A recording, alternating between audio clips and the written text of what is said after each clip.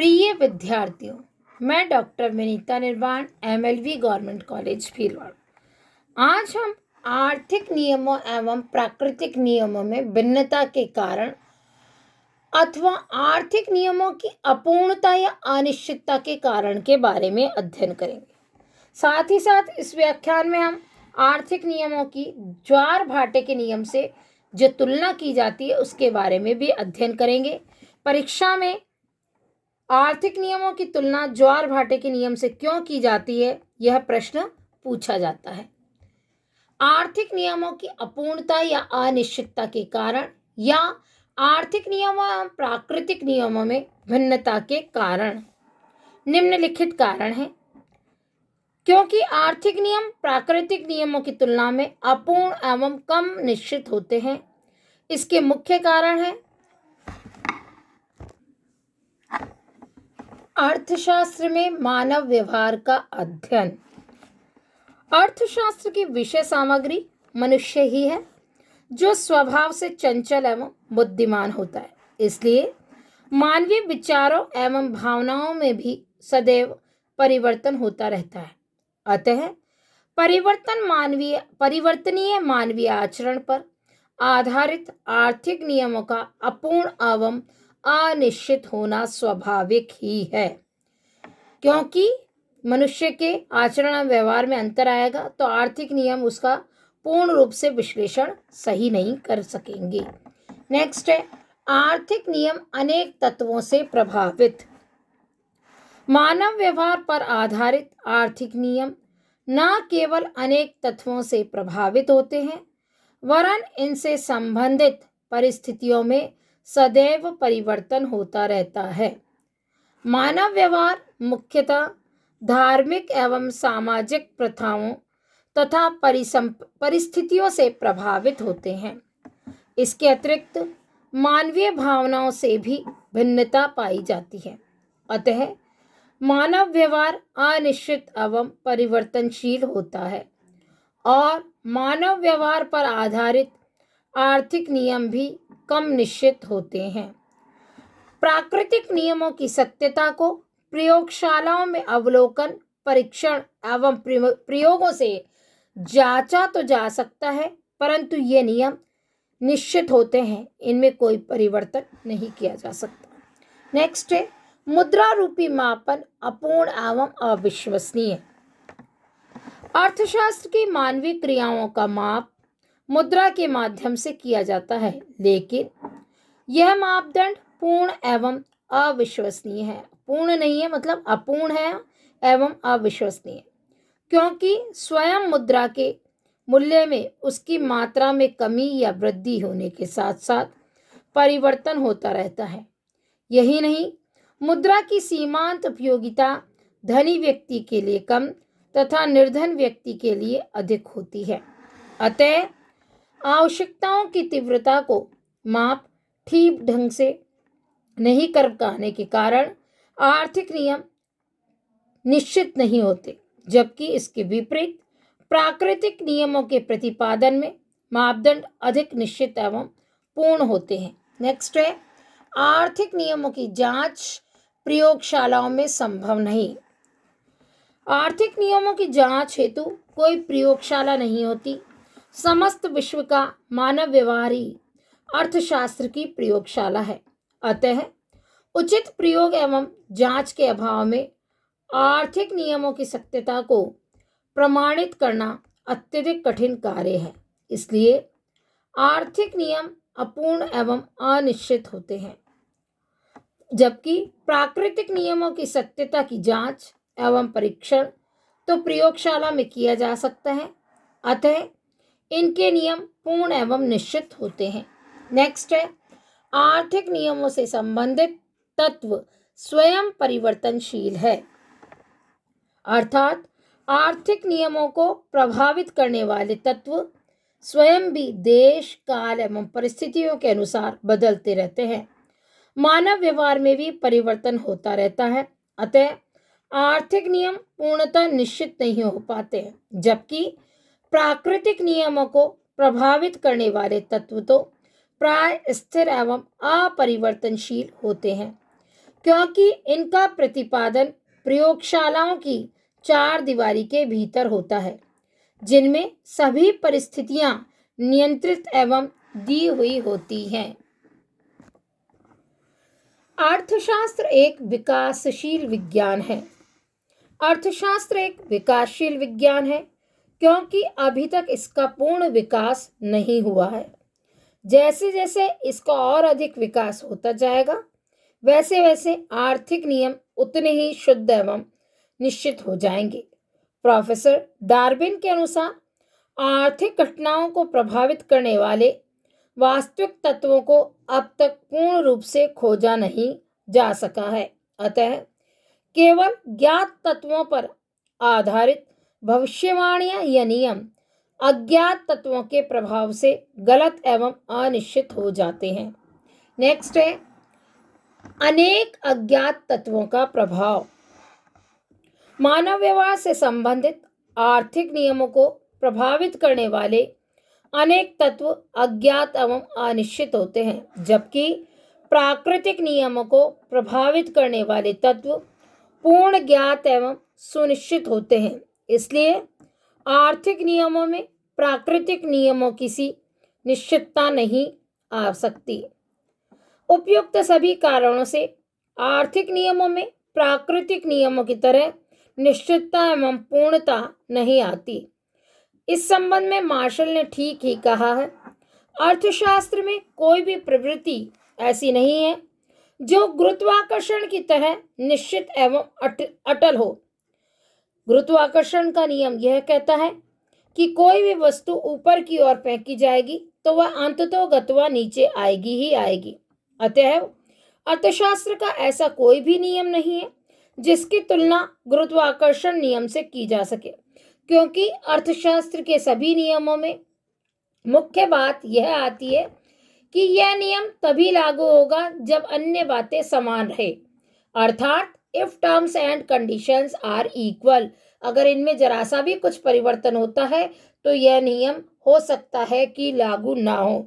इस प्रकार आर्थिक नियम में न तो पूर्णता एवं निश्चितता है और न ही ये प्राकृतिक नियमों के समान अटल एवं सार्वभौमिक ही है।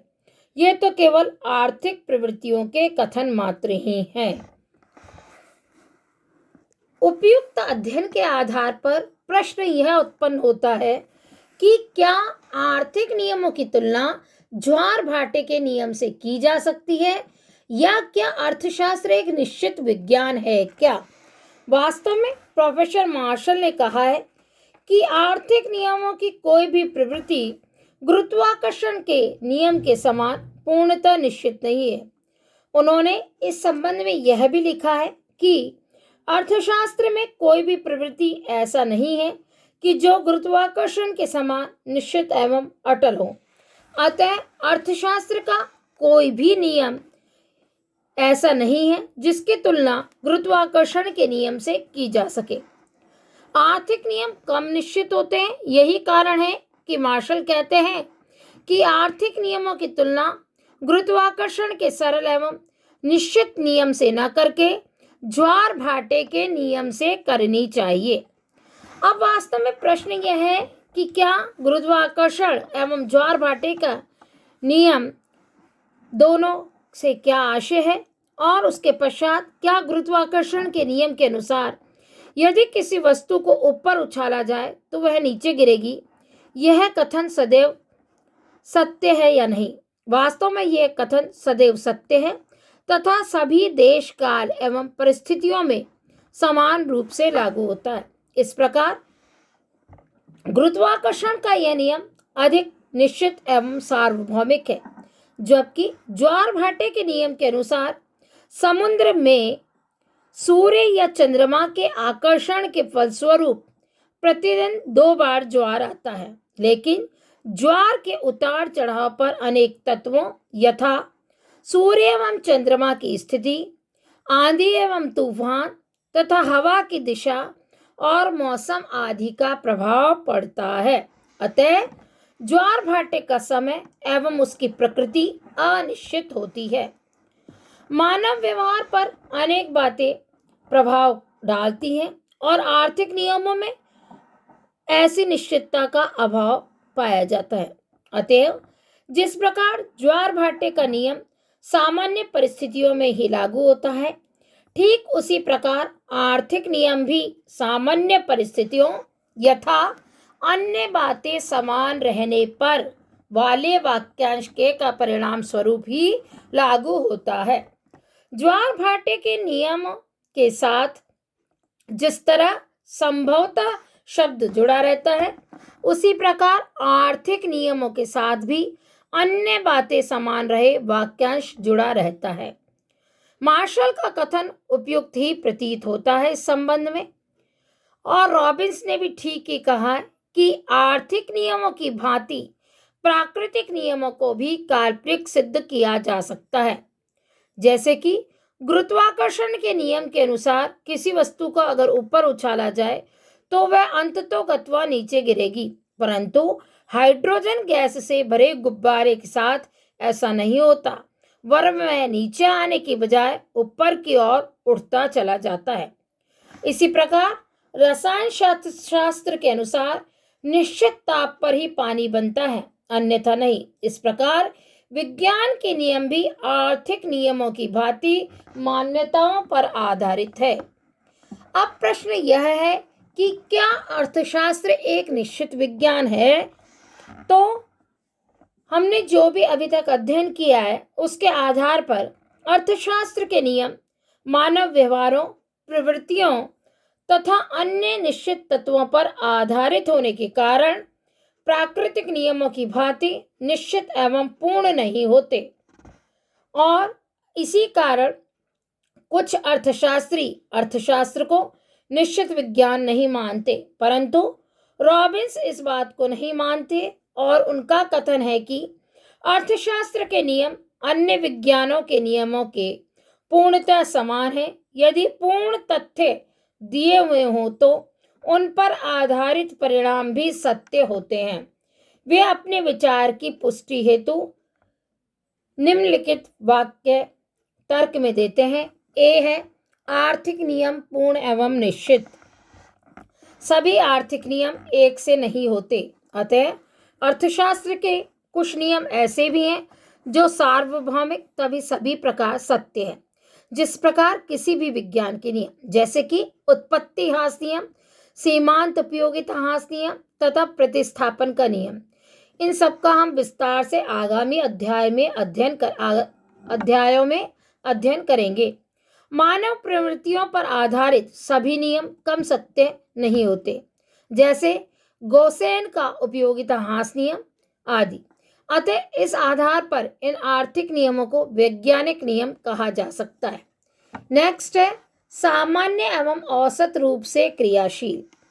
अर्थशास्त्र के नियम यथा मांग का नियम एक व्यक्ति के लिए उतने सटीक नहीं उतरते जितने कि सामान्य कथन या समूह या औसत रूप में सही प्रतीत होते हैं। इसलिए इस आधार पर अर्थशास्त्र को विज्ञान माना जा सकता है। नेक्स्ट है, वैज्ञानिक नियम भी मान्यताओं पर आधारित। आर्थिक नियमों के विषय में यह कह सकते हैं कि ये नियम सदैव कुछ मान्यताओं पर आधारित होते हैं, किंतु अन्य विज्ञानों के नियम भी कुछ मान्यताओं पर आधारित है। जैसे निश्चित ताप पर दाब न हो तो 2 हाइड्रोजन एवं 1 ऑक्सीजन को मिलाने पर भी पानी नहीं बनेगा। अतः मान्यताओं के आधार पर आर्थिक नियमों को अनिश्चित नहीं कह सकते, तथा साथ ही साथ आर्थिक नियम भी वैज्ञानिक नियमों की श्रेणी में ही माने जा सकते हैं। नेक्स्ट है, प्राकृतिक विज्ञान के नियमों से तुलना अनुचित है। वास्तव में आर्थिक नियमों की प्राकृतिक विज्ञान के नियमों से तुलना कर उन्हें कम सत्य प्रमाणित करना ठीक नहीं है। प्राकृतिक विज्ञानों में भी अंतरिक्ष विज्ञान, मौसम विज्ञान एवं जीव विज्ञान के नियम भौतिक शास्त्र के नियमों की भांति सत्य नहीं होते। अतः फिर अर्थशास्त्र को किस तर्क के आधार पर विज्ञान नहीं माना जाना चाहिए, यह मुख्य बात है। नेक्स्ट है, अन्य सामाजिक विज्ञानों की तुलना में अधिक निश्चित। अर्थशास्त्र भी समाजशास्त्र एवं राजनीति शास्त्र की भांति सामाजिक विज्ञान है। यदि अन्य सामाजिक विज्ञानों के नियमों से आर्थिक नियमों की तुलना करें तो हम उन्हें अधिक निश्चित पाएंगे। इसका कारण यह है कि आर्थिक क्रियाओं को मुद्रा रूपी मापदंड से मापा जा सकता है और आर्थिक नियमों के निर्माण में सांख्यिकी एवं गणितीय विधियों का प्रयोग निरंतर बढ़ रहा है। अतः अर्थशास्त्र के नियम सामाजिक विज्ञानों के नियमों की तुलना में अधिक निश्चित, पूर्ण एवं सत्य प्रतीत होते हैं। उपयुक्त सभी तथ्यों के आधार पर यह कहा जा सकता है कि अर्थशास्त्र के नियम प्राकृतिक विज्ञानों के नियमों के समान तो सार्वभौमिक तो नहीं होते, परंतु फिर भी सार्वभौमिकता के निकट अवश्य होते हैं तथा अन्य सामाजिक नियमों की तुलना में अधिक निश्चित भी होते हैं।